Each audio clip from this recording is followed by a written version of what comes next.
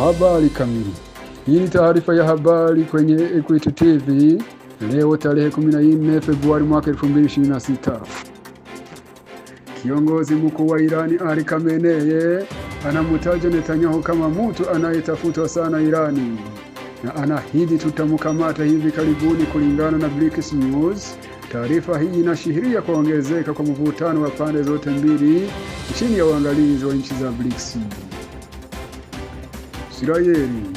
Maafisa wakuu wa jeshi la Israeli wakizungumza kwenye chano 14 walisema kwamba mipigano mipya ya kijeshi inayolenga Irani ilikuwa karibu kukamilika na kwamba kwa amri mkuu wa majeshi la Israeli ilikuwa tayari kupigana vita katika pande nyingi kwa kutumia nguvu kubwa. Niger.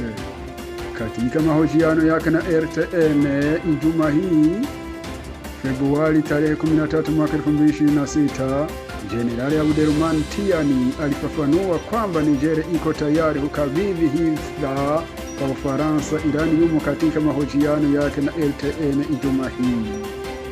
Jenerali Abdelrahman Tiani ametangaza kwamba Niger iko tayari kurudisha Ufaransa la sehemu ya urani ambayo inadaiwa kwa kipindi ambacho ilishiriki katika uchimbaji na kwamba jimbo la Niger linaweza kuhakikisha usafirishaji wake kwa kutumia fedha zake.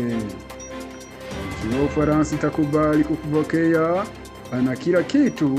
Hata hivyo, alisisitiza kwamba urani yote uliochimbwa baada ya kuondoka waendeshaji wa Ufaransa ni mali ya watu wa Nigeria pekee. Hii ndio mwisho wa habari yetu. Karibu tena baadaye.